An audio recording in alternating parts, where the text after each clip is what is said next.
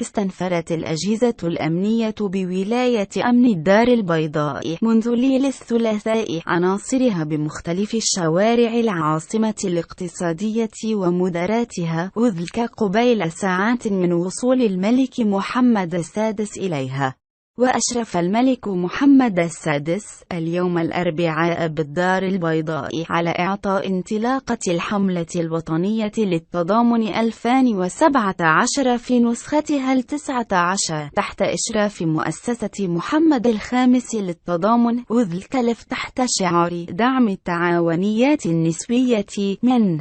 أجل إنتاج اجتماعي وتضامني مستدام. وتشكل هذه الحملة فرصة سانحة لكافة المغاربة من أجل تجديد تمسكهم بقيم المواطنة والتضامن، وذلك عبر مساهمتهم في الأنشطة والمشاريع المنفذة والمزمع تنفيذها من طرف المؤسسة لفائدة آلاف الأشخاص المعوزين أو في وضعية هشاشة بمختلف جهات المملكة. وتتوخى جمع التبرعات في الفترة ما بين 15 و 25 مارس الجاري بغرض تمويل مشاريع اجتماعية وتنفيذ برامج العمل التي ما فتأت تتطور على مر السنين سعيا إلى الاستجابة لحاجيات الساكنة المستهدفة. وانتشرت عناصر الأمن بمختلف تلاوينها مباشرة بعد وصول العاهل المغربي إلى الدار البيضاء،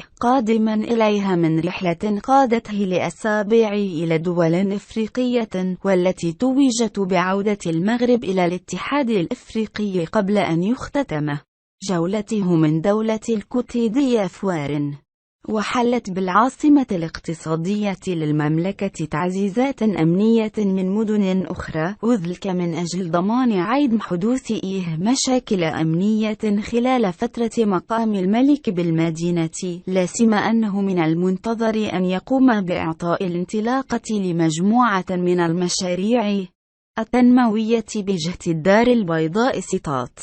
وشرعت فرق الدراجين بمختلف الدوائر الأمنية التابعة لولاية الدار البيضاء في تكثيف عملياتها بنفوذ ترابها، خاصة بالبئر السوداء، لوضع حد لنشاط مروج المخدرات والأقراص المهلوسة وللعصابات التي تمتهن السرقة والنشل تحت تهديد بالسلاح الأبيض.